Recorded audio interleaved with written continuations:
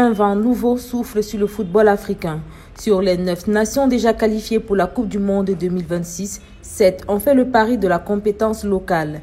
Du Maroc à la Tunisie, en passant par le Ghana, la Côte d'Ivoire ou encore le Sénégal, ces sélections sont aujourd'hui dirigées par des entraîneurs nationaux, symboles d'un changement profond dans les mentalités. On a l'impression qu'ils sont dans le calme et dans la tranquillité.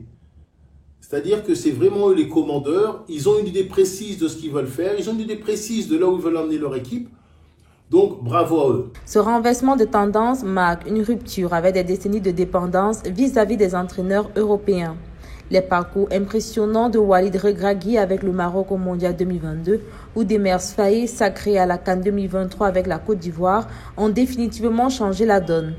L'Afrique mise désormais sur son propre savoir-faire et les résultats parlent d'eux-mêmes. Pour ce qui est du Maroc, pour moi, la nation qui est avec le Sénégal la plus forte aujourd'hui, la nation émergente, ils ont continué sur ce match, sur cette trêve internationale. Ils en ont profité pour étendre encore leur invincibilité. Ça leur donne de la confiance, ça permet à Regragui de bien travailler. C'est vrai que lui joue quand même plus gros parce que si jamais la CAN n'est pas une franche réussite pour lui, je ne sais pas si quelques temps plus tard, ce sera lui qui portera le Maroc pour le mondial. Mais pour moi, il le mérite amplement. À l'issue du tournoi des barrages dont la première étape est prévue en novembre 2025 au Maroc, le nombre d'équipes africaines au mondial conduites par un sélectionneur africain pourrait augmenter.